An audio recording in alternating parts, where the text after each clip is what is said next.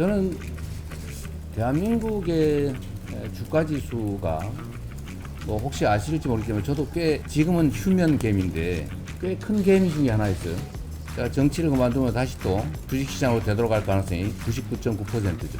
제가 잠깐 대통령 선거에 떨어져가지고 상당 기간은 정치를 안 하겠다 싶어서 그때 나름 영국 끝에 조선주를 좀 사놨더니 그러다 갑자기 국회의원이 되는 바람에 방산주 산 거 아니냐 이런 해괴한 공격을 당하는 바람에 제가 그때 도로 팔았는데 손해보고 지금 3배가 넘게 올랐더라고요.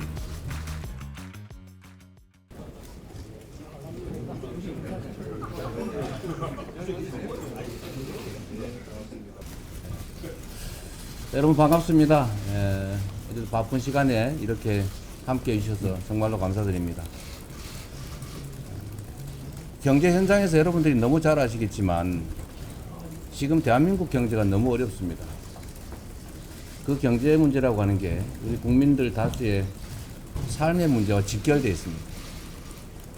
또 한편으로 보면 일시적인 경기 침체 문제를 넘어서서 구조적 위험에 처해 있는 것 같습니다. 어쨌든 경제 정책에 관한 문제야 나중에 얘기하더라도 일단은 이 자본시장이 정상화 또는 활성화되는 게 정말로 중요하다는 생각이 들어요. 그 첫 번째 이유는 대한민국이 이제 사실 자산 시장이 부동산 중심으로 되어 있어서 이 부동산 집가 급등에 따른 많은 폐해가 발생을 합니다. 그런데도 모두가 부동산에 매달리죠. 사실 그 이유 중에 하나는 여러 가지가 있겠지만 이 자본시장이 좀 비정상적이다 보니까 사실 외국 선진국들이야 다 이 주식 투자를 참 많이 하지 않습니까? 그 주식 투자해서 배당 받아가지고 생활비도 쓰고 그런데 우리나라는 뭐 배당도 별로 잘 안 해주는 것 같고 주가도 잘 안 오르고 가끔씩 보면 누가 주가 조작해가지고 훔쳐가질 않나. 심지어 분명히 우량주라고 생각해서 장기 투자하려고 가지고 있는데 어느 날 보니까 이 살찐 암수라고 생각해서 사놨더니 송아지 나와가지고 송아지 주인이 딴 사람이 돼버린 거예요. 그러다 보니 이게 우량주 장기 투자라고 하는 것도 하기가 어려워진 거죠. 어쨌든 이런 여러 가지 문제들 때문에 참 듣기 싫은 얘기이긴 한데 국장 탈출은 지능순이라는 뭐 그런 황당한 유머까지 생길 정도가 됐습니다. 외국인 투자자들도 한국 시장에 대한 좀 불신이 많아진 상태 아닌가 싶어요. 그래서 오늘은 여러분들께 좀 의견을 많이 좀 듣고 싶습니다. 그래서 제안을 하나 드리면 이게 제가 발언하면 아마 비공개로 전환하도록 되어 있을 텐데 그걸 좀 바꿔가지고 여러분이 공개적으로 하시고 싶은 얘기를 좀 할 기회를 좀 드리도록 할게요. 이게 사실은 대한민국 자본시장 정책에 관한 얘기일 수도 있어서 현장의 목소리를 사실은 많이들 지금 볼 겁니다. 생중계에 대해서. 이럴 때 한 번씩 하세요. 대한민국 경제가 어떻게 바뀌어야 될지, 자본시장은 어떻게 바뀌는 게 바람직한지 여러분 육성으로 우리 국민들께 좀 말씀하시는 것도 괜찮을 것 같습니다. 그러다가 이제 좀 비공개로 바꿔서 공개적으로 하시기 어려운 얘기, 그런 얘기들도 좀 해주시면 좋을 것 같아요. 저는 대한민국의 주가 지수가 뭐 혹시 아실지 모르겠지만 저도 꽤 지금은 휴면 갬인데 꽤 큰 갬이 중에 하나였어요. 제가 정치를 그만두면 다시 또 주식시장으로 되돌아갈 가능성이 99.9%죠.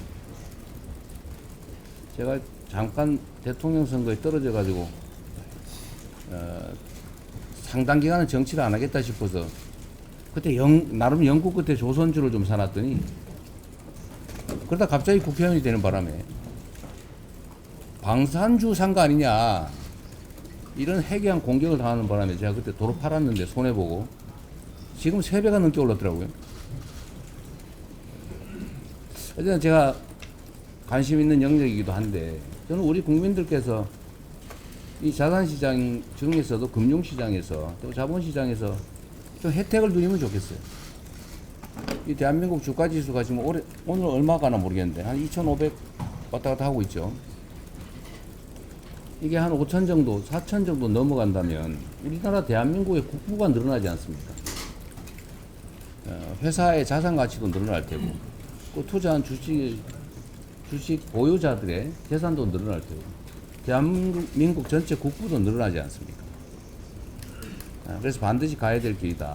그 중에 핵심적으로는 말씀드렸지만 주식시장이 규칙이 지켜지는 정상적인 시장이 돼야 됩니다.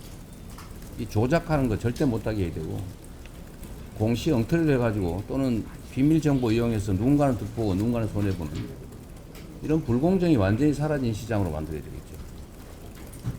그리고 아까 말씀드렸던 것처럼 대주주들의 지배권 남용이 어렵게 만들어야 됩니다. 이번에 상법 개정을 실패했는데 최대한 빠른 시간 내에 다시 해야 될 것 같아요. 저는 그거 이해가 안 됩니다. 국제 경쟁을 하겠다는데, 아니 이런 집안에서 막 혜택 보고 이 규칙 안 지켜서 부당한 이익 얻으면서 어떻게 전 세계 글로벌 기업들하고 경쟁을 합니까? 그래서 어떻게 살아남겠어요? 그리고 이 대한민국의 가장 큰 문제 중에 하나라고 하는 코리아 디스카운트 지정학적 리스크라고 하는 게 지금 너무 심화돼 있죠. 혹시 전쟁 나지 않을까? 이런 나라에 투자하기 어렵죠. 평화와 안정을 구축하는 게 정말로 중요하겠다는 생각이 듭니다. 어쨌든 이런 걸 포함해서 우리 현장에서 저보다 훨씬 더 많이 알고 계시고 대한민국 방향도 잘 제시해 주실 분들이니까 좋은 말씀 많이 해주시기 바랍니다. 네, 고맙습니다. 감사합니다. 지금부터 본격적인 간담회. 이거 공개 자리니까요. 여러분들이 내가 경제사령탑이다, 자본시장 감독 책임자다 라고 생각하시고 이런 거 하면 좋겠다, 이런 얘기를 자유롭게 해주시기 바랍니다. 아무나 하세요. 공개적으로 먼저 하실 수 있는 말씀이 있으시면 먼저 하시고 그 이후에 비공개로 진행하도록 하겠습니다. 오늘 말씀 주신 거 잘 들었고요. 저희가 봤을 때 지금 주식시장 코스피라는 거는 기본 파이프인 것 같습니다. 파이프인데 제일 중요한 거는 주가가 올라오기 위해서는 수압이 되게 중요하겠죠. 말씀 주신 것처럼 돈이 힘이 있어야 됩니다. 근데 지금 서학개미, 즉 해외로 돈이 빠져나오거나 부동산, 코인, 굉장히 많은 대체 시장 쪽으로 돈이 빠져나갔습니다. 그래서 파이프의 기본적으로 수압이 약합니다. 그리고 말씀 주신 것처럼 우리가 상법 개정이라든지 밸류업 같은 부분은 누수에 해당됩니다. 왜 코리아 디스카운트가 되냐면 구멍이 뚫려있기 때문이죠. 물이 새게 되면 아무리 수압이 세다 하더라도 파이프에 물이 전달될 수가 없습니다. 그래서 이 파이프가 예전에 말씀 주신 것처럼 저희가 대한민국 국민들이 자산의 어떤 증식을 통해서 어떻게 보면 노후를 보장받는다든지 하는 부분이 하겠습니다. 알겠습니다. 네, 감사합니다. 저도 한 분만 더. 잠깐만요. 뭐 그냥 자유롭게 얘기하죠. 저도 사실 같은 생각을 가지고 있는데 대한민국 산업 경제 정책이 과연 뭐냐, 이게 지금 없죠. 뭐 나름 정부가 할 것 같긴 한데 실제로 국민들이 체감하는, 아마 여러분들께서도 체감하는, 대한민국 경제와 산업이 이 방향으로 가겠다, 이런 게 아마 안 느껴질 것 같아요. 어쨌든 그 점도 저희가 각별히 고려해야 될 것 같습니다. 근데 사실 제일 중요한 건 말씀하신 것처럼 제조 AI를 비롯한 AI 응용 AI 영역이 되게 중요한 하나의 방향일 것 같고요. 재생에너지, 그다음에 문화 콘텐츠 산업, 뭐 이런 쪽으로 우리가 좀 특장점이 있지 않을까 하는 생각을 좀 하긴 합니다. 그리고 제가 하나 좀 여쭤보고 싶은 게 있는데, 아까 말씀하신 회장님, 아까 말씀 중에 우리가 시가총액은 15인데 사실 경제력 수준에 비해서 떨어지는 거잖아요. 네. 그런데 종목 수는 세계 5위라고 그래요. 네. 이게 사실은 함의가 있잖아요. 이거 완전히 실제로는 거의 가치가 없는 종목들이 너무 많은 거 아닙니까? 네네. 그 점에 대해서는 좀 어떻게 하면 좋습니까? 실제로 저희가 이제 미국이나 미국 시장, 일본 시장하고 비교를 해보면 말씀드린 대로 상장 기업 수는 세계적인 수준입니다. 그렇지만 상장하고 나서 소위 말해서 이제 영업이익률을 달성하지 못한다든가 또 지속 가능성 있는 그 비즈니스 모델을 유지하지 못한다든가 하면 사실은 그 상장 폐지를 해줘야 됩니다. 우리가 예를 들어서 이제 백화점 같은 경우에 보면 백화점에 속가내야 되는데. 예예. 그래서 나쁜 그 잘 안 되는 그 상점은 골라내고 더 유망한 상점 자꾸 넣어줘야지만이 백화점에 온 고객들은 어느 상점을 들어가더라도 충분히 좋은 상품을 살 수가 있는 거예요. 근데 우리가 지금 그런 것이 좀 부족합니다. 그래서 그런 정책들이 꼭 필요하다고 봅니다. 속가낼 수 있는 정책. 그 저항이 좀 심해서 그런 거죠. 예예. 그렇긴 하지만 좀 대국민 설득을 통해서 좋은 기업에 투자할 수 있는 그런 장을 만든다는 그런 논리가 필요할 것 같습니다. 네. 그 붙여서 저도 하나 좀 의견을 여쭙고 싶은 게 있는데, 우리나라 그 소위 주가 순자산 비율 BPR이라고 그럽니까? 그게 0.12 막 그런 회사들 있잖아요. 그거 빨리 사가지고 청산해야 되는 거 아닙니까? 그 적대적 M&A를 하든지 해가지고 청산하면은 0.1이면은 이론적으로는 10배 남는 장사 아닌가요? 근데 그런 주식이 왜 있는 거예요? 그 PBR이 1 이하인 기업들이 우리 한국 시장에 존재한다는 게 참 큰 문제이긴 너무 한데요. 많죠. 예. 그리고 이제 보통 뭐 PBR 1 이하인 기업들이 자산 가치는 굉장히 높은데 규모는 작다든가, 성장성이 떨어지죠. 예, 또는 전통적인 그런 기업이라든가, 전통 제조업에 기반한 기업이라든가 이런 기업들도 있고, 또 반면에 또 우리 삼성전자도 PBR이 마찬가지입니다.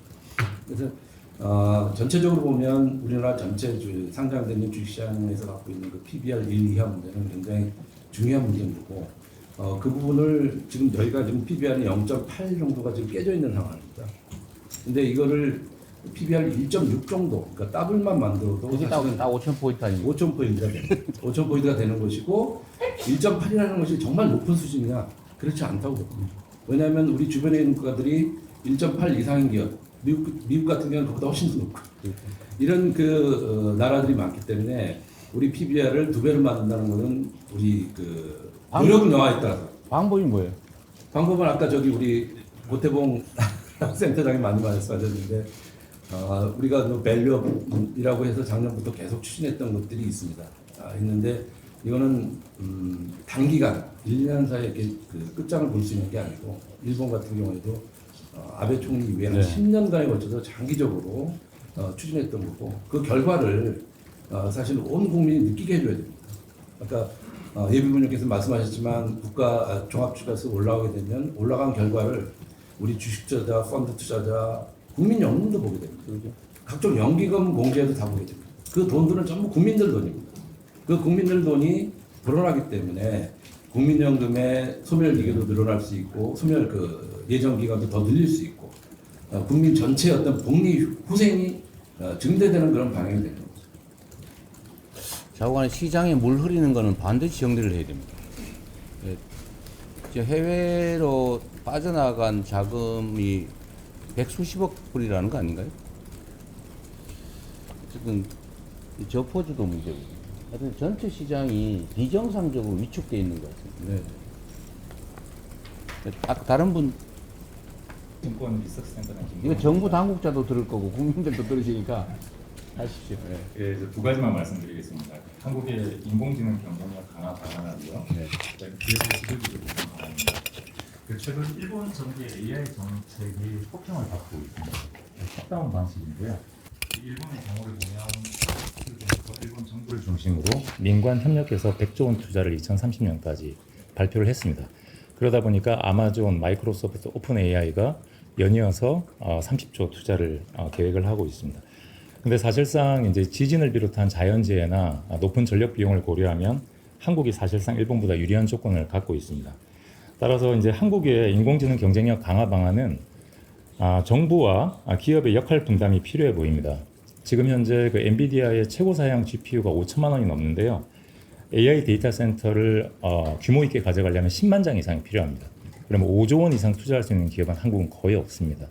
그래서 사실상 하드웨어 투자를 정부가 국가 전략 산업으로 지정을 하게 되면 우리나라의 많은 기업들은 AI 소프트웨어 역량을 또 키울 수 있는 장점이 있습니다. 특히 한국을 보시면 그 메모리 반도체부터 시스템 반도체, 소재 부품 장비 이 생태계 구성이 상당히 잘 되어 있기 때문에 정부가 AI 하드웨어 투자 역량만 보강해 주신다면 절대 강자가 없는 AI 시장에서 한국의 경쟁력은 확보가 가능할 걸로 보입니다. 두 번째로 이제 코리아 디스카운트 요인인 그 기업의 지배구조 관련인데요.